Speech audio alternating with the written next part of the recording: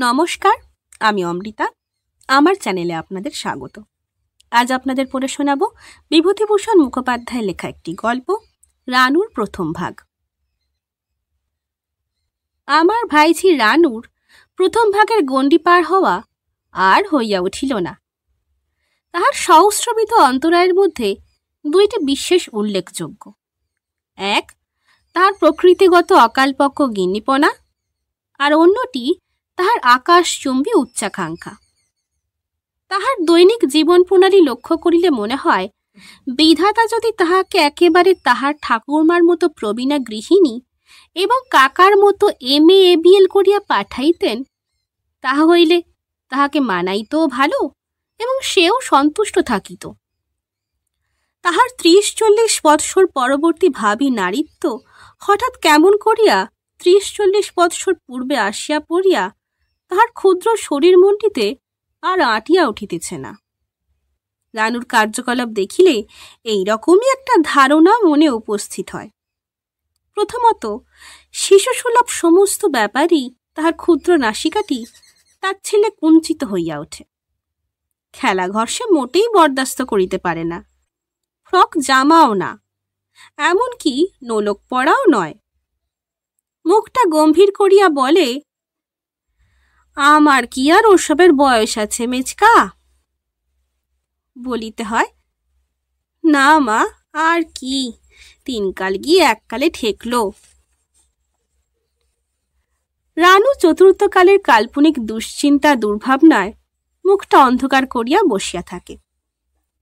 আর দ্বিতীয়ত, কতকটা বোধ করি শৈশবের সহিত সম্পর্কিত বলিয়াই তাহার ঘোরতর বিতৃষ্ণা প্রথম ভাগে।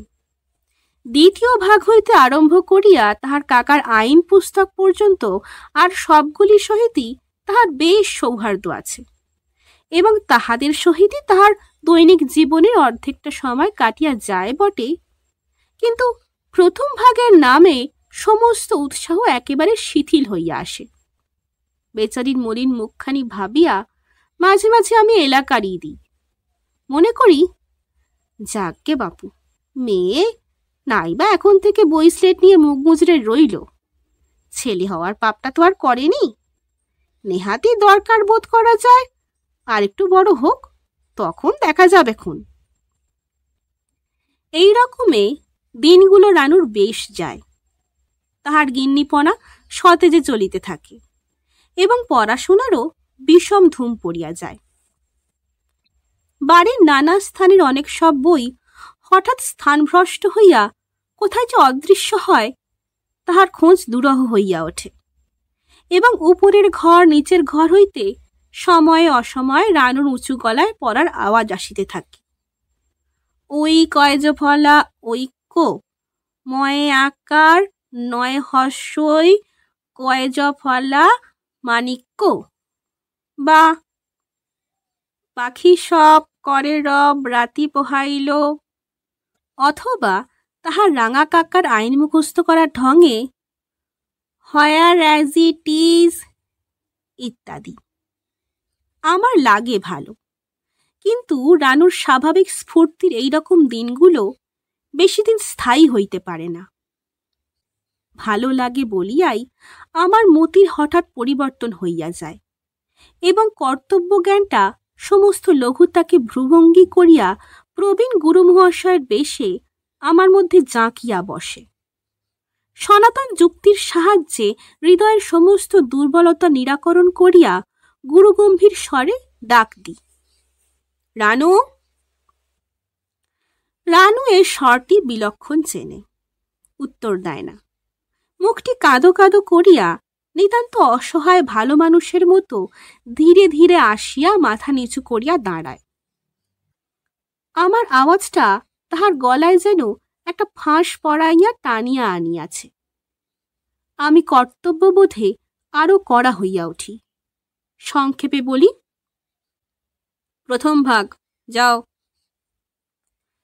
ইহার পরে প্রতিবারই যদি নির্বিবাদে প্রথম ভাগটি আসিয়া পড়িত এবং যেন তেন প্রকারেণ 2টা শব্দ গিলাইয়া দেওয়া যাইত, তো হাতে খড়ি হয় স্থক এই যে 2.5 বৎসর গেল, ইহার মধ্যে মেয়েটাও যে প্রথম ভাগের ও কয়টা পাতা শেষ করিতে পারিত না এমন নয়, কিন্তু আমার হুকুমটা ঠিকমতো তামিল না হইয়া কতকগুলো জটিল ব্যাপারের সৃষ্টি করে মাত্র।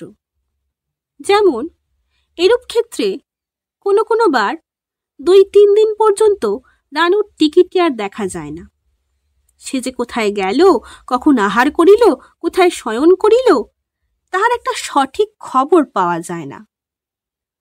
2-3 দিন পরে হঠাৎ যখন নজরে পড়িল, তখন হয়তো সে ঠাকুরদাদার সঙ্গে চায়ের আয়োজনে মাতিয়া গিয়াছে, কিংবা তাহার সামনে প্রথম ভাগটাই খুলিয়া রাখিয়া তাহার কাকাদের পড়ার খরচ পাঠানো, কিংবা আহার্য দ্রব্যের বর্তমান দুর্মূল্যতা প্রভৃতি সংসারের কোনো একটা দুরূহ বিষয় লইয়া প্রবল বেগে জ্যাঠামি করিয়া যাইতেছে, অথবা তাহার বাগানের জোগাড় যন্ত্রের দক্ষিণস্থ স্বরূপ হইয়া সব বিষয়ে নিজের মন্তব্য দিতে দিতে সঙ্গে সঙ্গে ঘুরিয়া বেড়াইতেছে।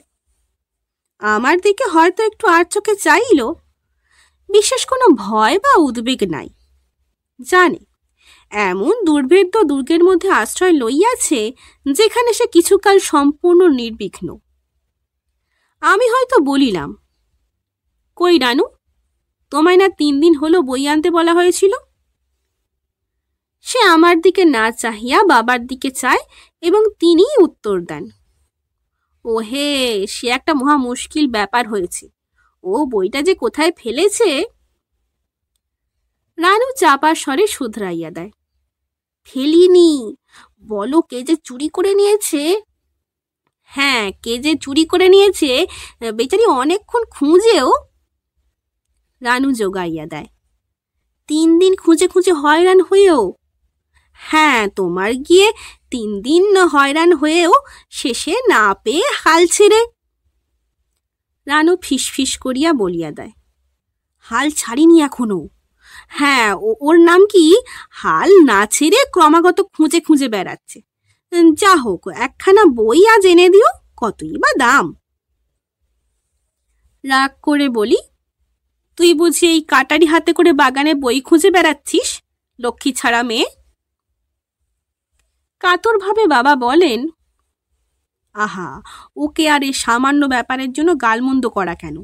এবার থেকে ঠিক করে রাখবি তো গিন্নি? রানু খুব ঝাঁকাইয়া ঘাড় নাড়ে। আমি ফিরিয়া আসিতে আসিতে শুনিতে পাই, তুমি অত করে শেখাই, তবু একটুও মনে থাকে না দাদু, কি যেন হচ্ছ দিন দিন। কখনো কখনো হুকুম করিবার খানিক পরেই বইটার আধখানা আনিয়া হাজির করিয়া সে খোকার উপর প্রবল তম্বি আরম্ভ করিয়া দেয়। তম্বিটা আসলে আরম্ভ হয় আমাকেই ঠেস দিয়া, তোমার আদুরে ভাইপোর কাজ দেখো মেচকা, লোকে আর পড়াশোনা করবে কোথা থেকে? আমি বুঝি কাহার কাজ, কটমট করিয়া চাহিয়া থাকি। দুষ্ট ছুটিয়া গিয়া বামাল শুদ্ধ খোকাকে হাজির করে। সে বোধ হয় তখন একখানা পাতা মুখে পড়িয়াছে এবং বাকিগুলোর কি করিলে সবচেয়ে সদ্গতি হয় সেই সম্বন্ধে গবেষণা করিতেছে। তাহাকে আমার সামনে ধপ করিয়া বসাইয়া রানু রাগ দেখাইয়া বলে, এতই না যাও দেখো, আচ্ছা এ ছেলের কখনো বিদ্যা হবে মেচকা?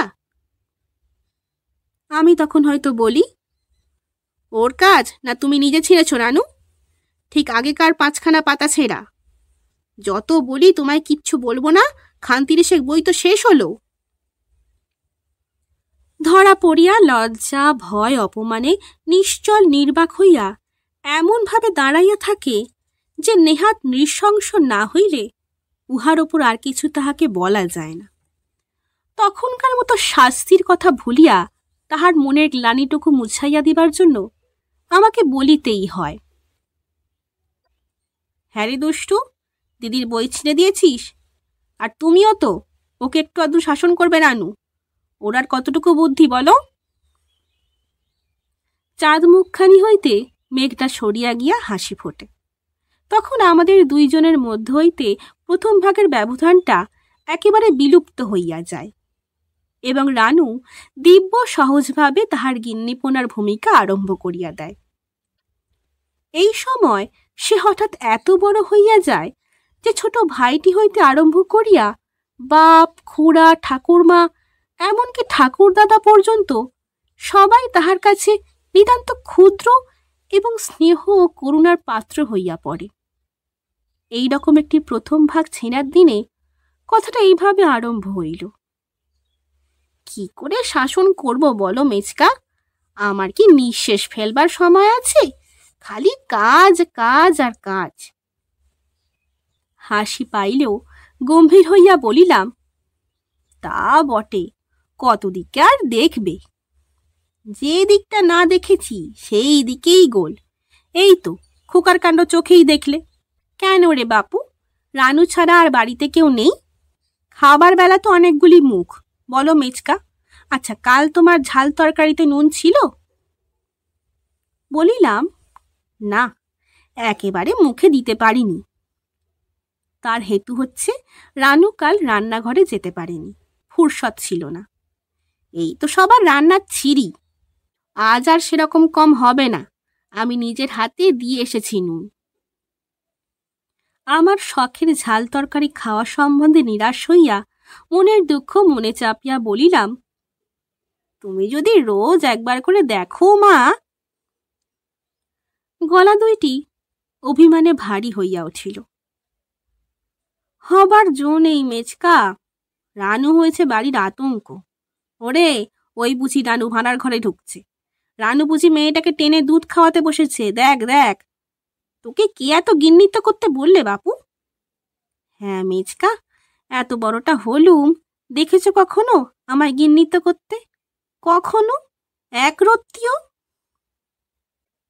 বলিলাম, বলে দিলেই হলো একটা কথা, ওদের আর কি। মুখটি বুঝে শুনে যাই। একজন হয়তো বললে, ওই বুঝি রানু রান্নাঘরে সেঁধ হলো। রাঙি বেড়ালটা বলে, আমি পদে আছি।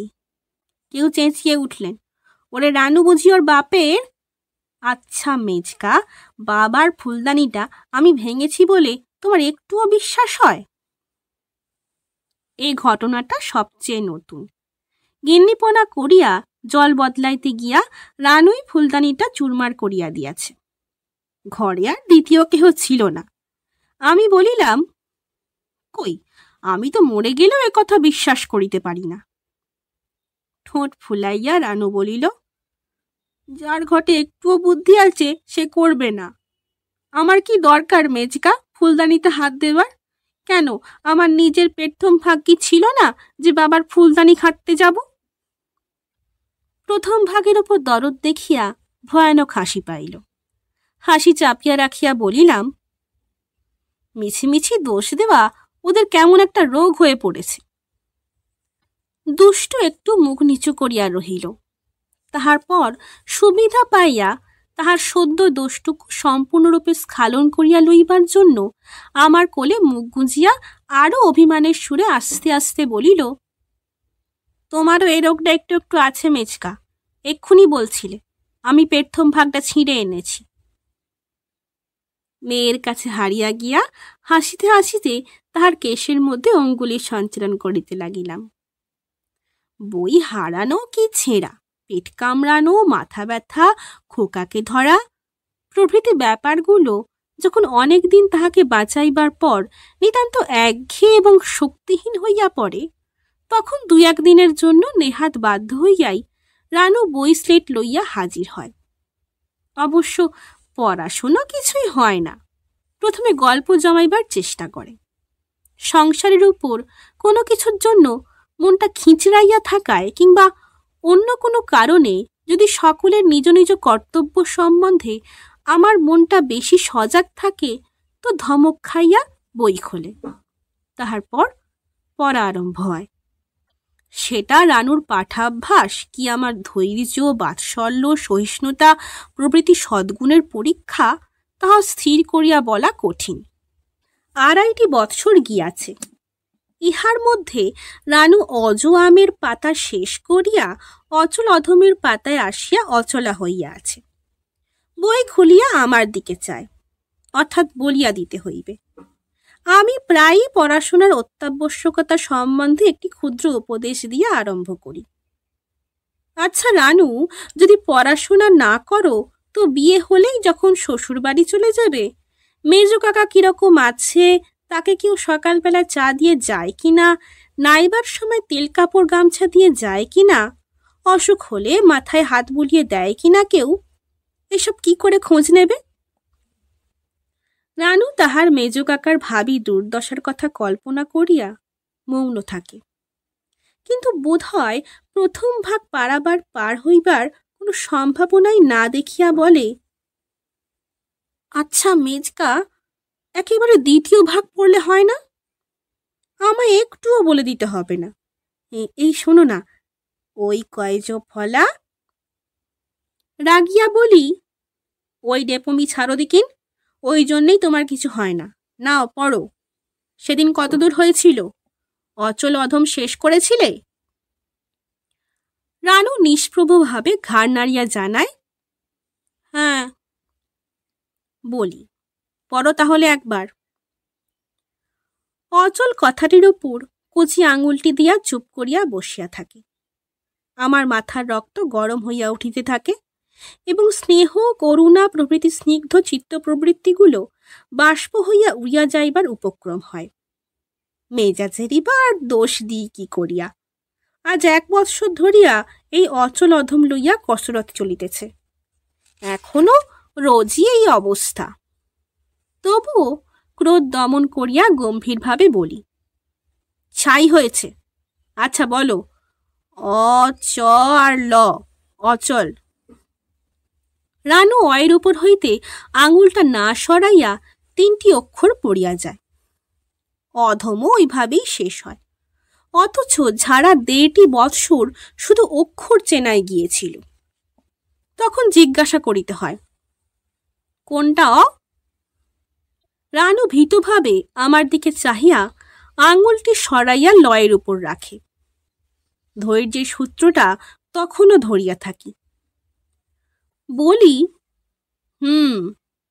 কোনটা ল হলো তাহলে? আঙুলটা শট করিয়া চয়ের ওপর সরিয়া যায়। ধৈর্য সাধনা তখনও চলিতে থাকে। শান্ত কণ্ঠে বলি, চমৎকার। আর চ?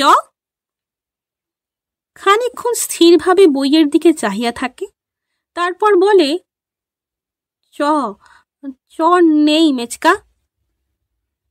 সংযত রাগটা অত্যন্ত উগ্রভাবেই বাহির হইয়া পড়ে। পিঠে চাপড় কষাইয়া বলি, তা থাকবে কেন? তোমার ডেপমি দেখে চম্পট দিয়েছে। হতভাগা মেয়ে রাজ্যের কথার জাহাজ হয়েছেন, আর এদিকে 2.5 বৎসরের প্রথম ভাগের 2.5টি কথা শেষ করতে পারলে না। কত বুড়ো বুড়ো গাধা ঠেঙিয়ে পাশ করিয়ে দিলাম, আর এই একরত্তি মেয়ের কাছে আমায় হার মানতে হলো। কাজ নেই আর তোর অক্ষর চিনে। সন্ধে পর্যন্ত বসে বসে খালি অ চ আর ল অচল, অ ধ আর ম অধম এই আওড়াবি। তোর সমস্ত দিন আজ খাওয়া বন্ধ। বিরক্তভাবে একটা খবরের কাগজ কিংবা বই লইয়া বসিয়া যায়। রানু ক্রন্দনের সহিত সুর মিশাইয়া পড়া বলিয়া যায়।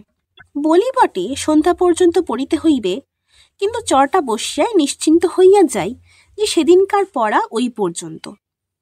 রানু এতক্ষণ চক্ষের জলের ভরসাতেই থাকে এবং অশ্রু নামিলেই সেটাকে খুব বিচক্ষণতার সঙ্গে কাজে লাগায়। কিছুক্ষণ পরে আর পড়ার আওয়াজ পায় না। বলি, কি হলো? রানু ক্রন্দনের স্বরে উত্তর করে, নেই। কি নেই? বলিয়া ফিরিয়া দেখি চক্ষের জল অচল অধমের উপর ফেলিয়া আঙুল দিয়া ঘষিয়া ঘষিয়া কথা 2টা বিলকুল উড়াইয়া দিয়াছে, একেবারে নিচের 2-3খানা পাতার খানিকটা পর্যন্ত, কিংবা আঙুলের ডগায় চোখের ভিজা কাজল লইয়া কথা 2টিকে চিরান্ধকারে ডুবাইয়া দিয়াছে। এইরূপ অবস্থাতে বলে, আর দেখতে পাচ্ছি না মেচকা। এই রকম আরো সব কাণ্ড। চর মারা পর্যন্ত মনটা খারাপ হইয়া থাকে। তাহা ভিন্ন ওর ধূর্তামি দেখিয়া হাসিও পায়। মেয়েদের পড়াশুনো সম্বন্ধে আমার থিওরিটা ফিরিয়া আসে। বলি, না তোর আর পড়াশোনা হলো না রানু। স্লেটটা নিয়ে আয় দিকেন, দেখে দিই বুলো। পিঠটায় লেগেছে বেশি, দেখি। রানু বুঝিতে পারে তাহার জয় আরম্ভ হইয়াছে, এখন তাহার সব কথাই চলিবে। আমার কাঁধটা জড়াইয়া আস্তে আস্তে ডাকে, মেচকা। উত্তর দিই। কি? আমি মেচকা বড় হইনি? তা তো খুব হয়েছ, কিন্তু কই বড়র মতন? বাধা দিয়া বলে, তাহলে স্লেট ছেড়ে ছোট কাকার মতো কাগজ পেন্সিল নিয়ে আসবো? 4টে উড পেন্সিল আছে আমার, স্লেটে খোকা বড় হয়ে লিখবে খন। হঠাৎ শিহরিয়া উঠিয়া বলে, ও মেচকা, তোমার দুটো পাকা চুল গো! সর্বনাশ, বেছে দিই? বলি, দাও। আচ্ছা রানু, এই তো বুড়ো হতে চলল, তুইও 2 দিন পরে শ্বশুর বাড়ি চলবি। লেখাপড়া শিখলি নি, মরলাম কি বাঁচলাম কি করে খোঁজ নিবি? আমায় কেউ দেখে শোনে কি না, রেঁধে টেঁধে দেয় কি না? রানু বলে, পড়তে তো জানি মেচকা, খালি পেটথম ভাগটাই জানি না। বড় হয়েছি কি না, বাড়ির আর কোন লোকটা পেটথম ভাগ পড়ে মেচকা, দেখাও তো।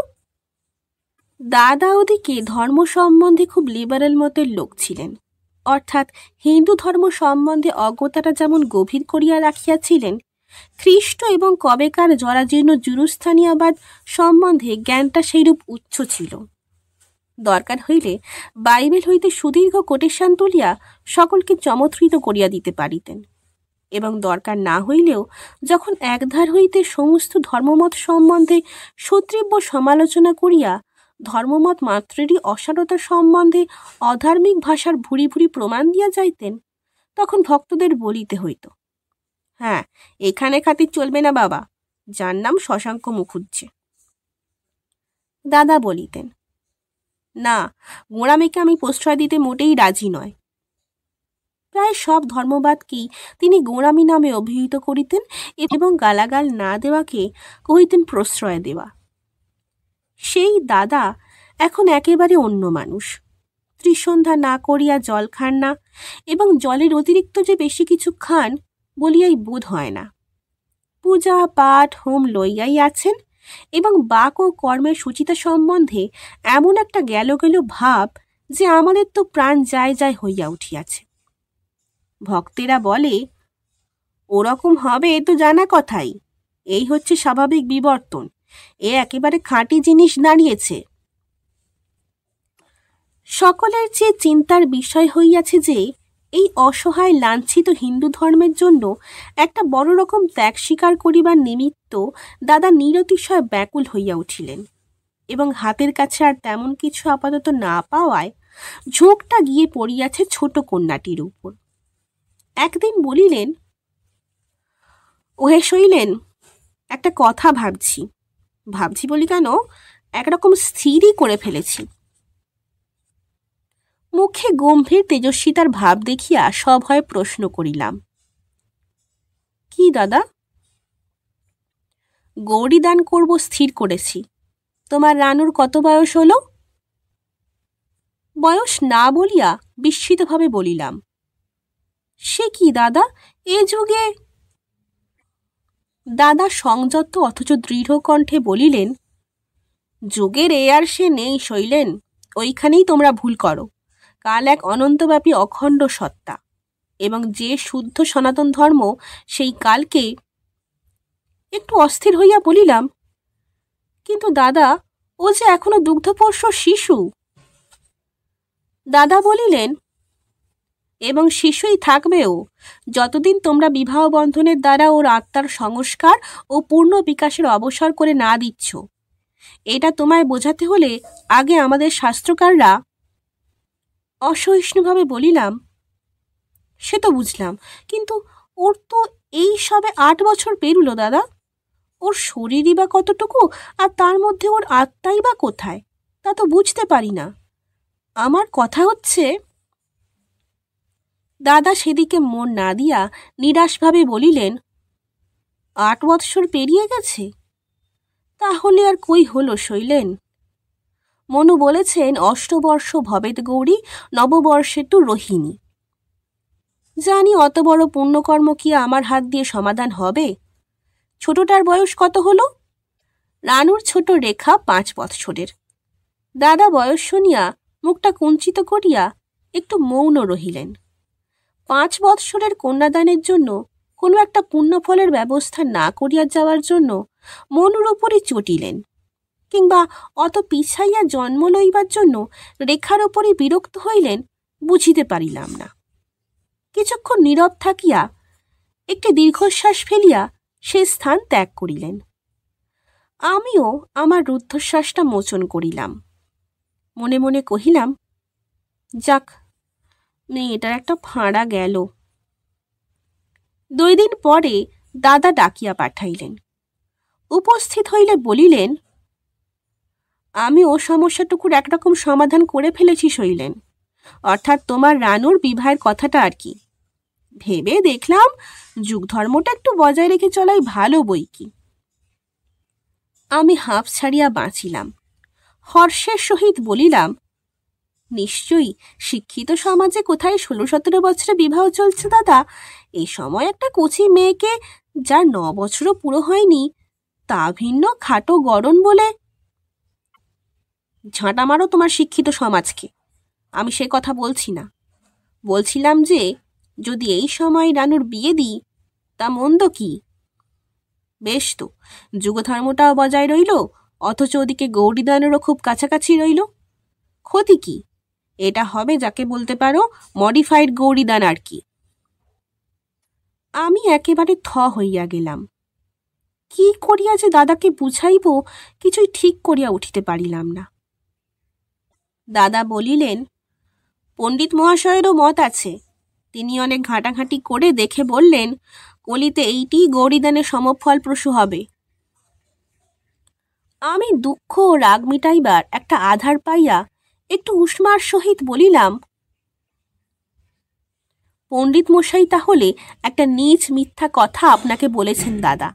আপনি সন্তুষ্ট হলে উনি এ কথাও বোধহয় শাস্ত্র ঘেটেই বলে দেবেন যে মেয়েকে হাত পা বেঁধে জলে ফেলে দিলেও আজকাল গৌরীদানের ফল হবার কথা। কলিযুগটা তো ওদের কল্পবৃক্ষ হয়ে দাঁড়িয়েছে। যখন যে বিধানটা চাইবেন পাকা ফলের মতো টুপ করে হাতে এসে পড়বে। দুজনেই কিছুক্ষণ চুপ করিয়া রহিলাম। আমি কথা কহিলাম, যাক, ওরা বিধান দেন, দিন দিয়ে আমি এখন আসি, একটু কাজ আছে। আসিবার সময় ঘুরিয়া বলিলাম, হ্যাঁ, শরীরটা খারাপ বলে ভাবছি মাসটাকে একটু পশ্চিমে গিয়ে কাটাবো। সপ্তাহখানেকের মধ্যে বোধহয় বেরিয়ে পড়তে পারব। বলিয়া চলিয়া আসিলাম। অভিমানের সাহায্যে ব্যাপারটা মাস 3-4 কোনো রকমে ঠেকাইয়া রাখিলাম। কিন্তু তাহার পর দাদা নিজেই এমন অভিমান শুরু করিয়া দিলেন যে আমারই হার মানতে হইল। ধর্মের পথে অন্তরায় হইবার বয়স এবং শক্তি বাবার তো ছিলই না, তবু নাতনির মায়ায় তিনি দোমনা হইয়া কিছুদিন আমারই পক্ষে রহিলেন। তারপর ক্রমে ক্রমে ওই দিকেই ঢলিয়া পড়িলেন। আমি বেখাপ্পা রকম একলা পড়িয়া গিয়া একটা মস্ত বড় ধর্মদ্রোহীর মতো বিরাজ করিতে লাগিলাম। রানুকে ঢালুয়া ছুটিয়ে দিয়াছি। মায়াবিনী অচিরেই আমাদের পর হইবে বলিয়া যেন ক্ষুদ্র বুকখানির সমস্তটুকু দিয়া আমাদের সংসারটি জড়াইয়া ধরিয়াছে। পারুক না পারুক সে সমস্ত কাজেই আছে, এবং যেটা ঠিকমতো পারে না সেটার জন্য এমন একটা সংকোচ এবং বেদনা আজকাল তাহার দেখিতে পাই, যাহাতে সত্যই মনে হয় নকলের মধ্য দিয়া মেয়েটির এবার আসল গৃহিণীপনার ছোঁয়াচ লাগিয়াছে। অসহায় মেজ কাকাটি তো চিরদিন তাহার একটা বিশেষ পোষ্য ছিলই, আজকাল আবার প্রথম ভাগ বিবর্জিত সুপ্রচুর অবসরের দরুন একেবারে তাহার কোলের শিশুটি হইয়া পড়িয়াছে বলিলে চলে। সময় সময় গল্পও হয়, আজকাল বিয়ের গল্পটা হয় বেশি। অন্যের সঙ্গে এই বিষয় লইয়া আলোচনা করিতে রানু ইদানিং লজ্জা পায় বটে, কিন্তু আমার কাছে কোনো দ্বিধা কুণ্ঠাই আসিবার অবসর পায় না। তাহার কারণ আমাদের দুজনের মধ্যে সমস্ত লঘুত্ব বাদ দিয়া গুরুগম্ভীর সমস্যাবলীর আলোচনা চলিতে থাকে। বলি, তা না হয় হলো রানু, তুমি মাসে 2 বার করে শ্বশুরবাড়ি থেকে এসে আমাদের সংসারটা গুছিয়ে দিয়ে গেলে, আর সবই করলে, কিন্তু তোমার মেজ কাকাটার কি বন্দোবস্ত করেছ? রানু বিমর্ষ হইয়া ভাবে, বলে, আমরা সব বলে বলে তো হয়রান হয়ে গেলাম মেজকা, যে বিয়ে করো বিয়ে করো। তা শুনলে গরিবের কথা? রানু কি তোমার চিরদিনটা দেখতে শুনতে পারবে মেচকা? এরপর তার নিজের ছেলেপুলেও মানুষ করতে হবে তো। মেয়ে আর কতদিন নিজের বলো? তোতা পাখির মতো কচি মুখে বুড়োদের কাছে শেখা বুলি শুনিয়া হাসিব কি কাঁদিব ঠিক করিতে পারি না। বলি, আচ্ছা, একটা গিন্নি বানি কোণে দেখে এখনো বিয়ে করলে চলে না? কি বলো তুমি? এই বাঁধা কথাটি তাহার ভাবী শ্বশুরবাড়ি লইয়া একটি ঠাট্টার উপক্রমণিকা। রানু কৃত্রিম অভিমানের সহিত হাসি মিশাইয়া বলে, যাও মেচকা, আর গল্প করব না, তুমি ঠাট্টা করছো। আমি চোখ পাকাইয়া বিপুল গাম্ভীর্যের সহিত বলি, মোটেই ঠাট্টা নয় রানু, তোমার শাশুড়িটি বড্ড গিন্নি শুনেছি, তাই বলছিলাম যদি বিয়ে করতেই হয়। রানু আমার মুখের দিকে রাগ করিয়া চায় এবং শেষে হাসিয়া চায়। কিছুতেই যখন আমার মুখের অটল গাম্ভীর্য বদলায় না, তখন প্রতারিত হইয়া গুরুত্বের সহিত বলে, আচ্ছা, আমি তাহলে না মেচকা, নিশ্চয়ই ঠাট্টা করছো, যাও। আমি চোখ আরো বিস্ফারিত করিয়া বলি, একটুও ঠাট্টা নেই এর মধ্যে রানু, সব কথা নিয়ে কি আর ঠাট্টা চলে মা? রানু তখন ভারিক্কে হইয়া বলে, আচ্ছা, তাহলে আমার শাশুড়িকে একবার বলে দেখবক্ষণ, আগে যাই সেখানে। তিনি যদি তোমায় বিয়ে করতে রাজি হন তো তোমায় জানাবক্ষণ, তার জন্য ভাবতে হবে না। তাহার পর কৌতুকদীপ্ত চোখে চাহিয়া বলে, আচ্ছা মেচকা, পেটথম ভাগ তো শিখিনি এখনো, কি করে তোমায় জানাবো বলো দেখিন? তবে বুঝবো, হ্যাঁ। আমি নানান রকম আন্দাজ করি। বিজয়িনী ঝাঁকড়া মাথা দুলাইয়া হাসিয়া বলে, না হলো না, কখনো বলতে পারবে না, সে বড্ড শক্ত কথা। এইসব হাসি তামাশা গল্পগুজব হঠাৎ মাঝখানেই শেষ হইয়া যায়। রানু চঞ্চলতার মাঝে হঠাৎ গম্ভীর হইয়া বলে, যাক, সে পরের কথা পরে হবে, যাই, তোমার চা হলো কিনা দেখি গে। কিংবা, যাই, গল্প করলেই চলবে না, তোমার লেখার টেবিলটা আজ গুছোতে হবে, এক ডাঁই হয়ে রয়েছে, ইত্যাদি। এইরকম ভাবে রানুকে নিবিড় হইতে নিবিড়তরভাবে আমার বুকের মধ্যে আনিয়া দিতে দিতে বিচ্ছেদের দিনটা আগাইয়া আসিতেছে। বুঝিবা রানুর বুকটিতেও এই আসন্ন বিচ্ছেদের বেদনা তাহার অগোচরে একটু একটু করিয়া ঘনাইয়া উঠিতেছে। কচি সে, বুঝিতে পারে না, কিন্তু যখনই আজকাল ছুটি পাইলে নিজের মনেই স্লেট ও প্রথম ভাগটা লইয়া হাজির হয়, তখনই বুঝিতে পারি এই আগ্রহটা তাহার কাকাকে সান্ত্বনা দেওয়ারই একটা নতুন রূপ। কেননা প্রথম ভাগ শেখার আর কোনো উদ্দেশ্য থাক আর না থাক, ইহার উপরই ভবিষ্যতে তাহার কাকার সমস্ত সুখ সুবিধা নির্ভর করিতেছে, রানুর মনে এই ধারণাটুকু বদ্ধমূল হইয়া গিয়াছে। এখন আর একেবারেই উপায় নাই বলিয়া তাহার শিশু মনটি ব্যথায় ভরিয়া ওঠে। প্রবীণার মতো আমায় তবুও আশ্বাস দেয়, তুমি ভেবো না মেচকা, তোমার পেটথম ভাগ না শেষ করে আমি কখনো শ্বশুরবাড়ি যাব না, নাও বলে দাও। পড়া অবশ্য এগোয় না, বলিয়া দিব কি, প্রথম ভাগটা দেখিলেই বুকে যেন কান্না ঠেলিয়া ওঠে। আবার প্রতিদিনই গৌরীদানের বর্ধমান আয়োজন, বাড়ির বাতাসে আমার হাঁপ ধরিয়া ওঠে।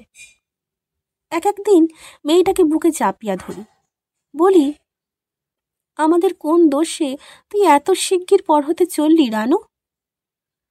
বোঝে না, শুধু আমার ব্যথিত মুখের দিকে যায়। এক একদিন অবুঝভাবেই কাঁদো কাঁদো হইয়া ওঠে।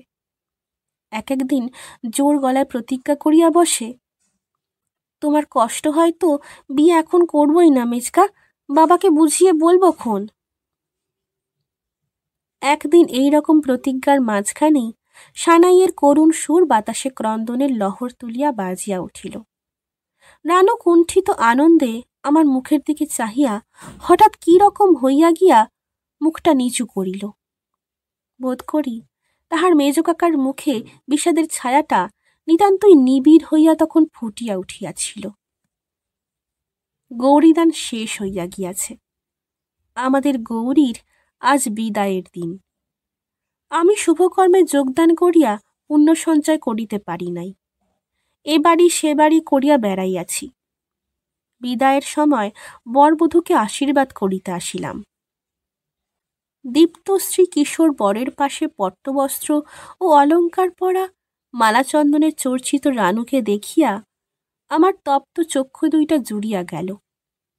কিন্তু ও যে বড্ড কচি, এত সকালে কি করিয়া বিদায়ের কথা মুখ দিয়া বাহিরে করা যায়? ও কি জানে আজ কতই পর করিয়া ওকে বিদায় দিতেছি আমরা? চোখে কোঁচার খুঁট দিয়া এই পুণ্যদর্শন শিশু দম্পতিকে আশীর্বাদ করিলাম। রানুর চিবুকটা তুলিয়া প্রশ্ন করিলাম, রানু, তোর এই কোলের ছেলেটাকে কার কাছে? আর বলিতে পারিলাম না। রানু শুনিয়াছি এতক্ষণ কাঁদে নাই। তাহার কারণ নিশ্চয়ই এই যে সংসারের প্রবেশপথে দাঁড়াইতেই ওর অসময়ের গিন্নিপোনাটা সরিয়া গিয়া ওর মধ্যকার শিশুটি বিস্ময়ে কৌতূহলে অভিভূত হইয়া পড়িয়াছিল। আমার কথার আভাসে সেই শিশুটি নিজের অসহায়তায় আকুল হইয়া পড়িল। আমার বাহুতে মুখ লুকাইয়া রানু উচ্ছ্বসিত আবেগে ফুলিয়া ফুলিয়া কাঁদিয়া উঠিল। কখনো কচি মেয়ের মতো ওকে ভুলাইতে হয় নাই। আমার খেলাঘরের মা হইয়া ওই এতদিন আমায় আদর করিয়াছে, আশ্বাস দিয়াছে। সেইটাই আমাদের সম্বন্ধের মধ্যে যেন সহজ এবং স্বাভাবিক হইয়া পড়িয়াছিল। ভালো মানাই তো। আজ প্রথম ওকে বুকে চাপিয়া সান্ত্বনা দিলাম, যেমন দুধের ছেলে মেয়েকে শান্ত করে, বুঝাইয়া, মিথ্যা কহিয়া, কত প্রলোভন দিয়া। তবুও কি থামিতে চায়? ওর সব হাসির অন্তরালে এতদিন যে গোপনে শুধু অশ্রুই সঞ্চিত হইয়া উঠিতেছিল। অনেকক্ষণ ফোঁপাইয়া ফোঁপাইয়া সে থামিল। অভ্যাস মতো আমার করতল দিয়াই নিজের মুখটা মুছাইয়া লইল। তাহার পর হাতটাতে একটু টান দিয়া আস্তে আস্তে বলিল, এদিকে এসো, শোনো মেচকা। দুইজনে একটু সরিয়া গেলাম। সকলে এই সময় মাতাপুত্রের অভিনয়ের দিকে চাহিয়া রহিল। রানু বুকের কাছ হইতে তাহার সুপ্রচুর বস্ত্রের মধ্য হইতে লাল ফিতায় যত্ন করিয়া বাঁধা 10-12খানি প্রথম ভাগের একটা বান্ডিল বাহির করিল। অশ্রুসিক্ত মুখখানি আমার মুখের দিকে তুলিয়া বলিল, প্রথম ভাগগুলো হারাইনি মেচকা, আমি দুষ্টু হয়েছিলুম, মিছে কথা বলতুম। গলা ভাঙিয়া পড়ায় একটু থামিল, আবার বলিল, সবগুলো নিয়ে যাচ্ছি মেচকা, খুব লক্ষ্মী হয়ে পড়ে পড়ে এবার শিখে ফেলব। তারপরে তোমায় রোজ রোজ চিঠি লিখব। তুমি কিচ্ছু ভেবো না মেচকা। শুনছিলেন বিভূতিভূষণ মুখোপাধ্যায়ের লেখা একটি গল্প, রানুর প্রথম ভাগ। গল্প পাঠ কেমন লাগছে তা আমাকে কমেন্টের মাধ্যমে জানান। যদি ভালো লাগে তবে লাইক, শেয়ার এবং সাবস্ক্রাইব করে পাশে থাকবেন। ধন্যবাদ। নমস্কার।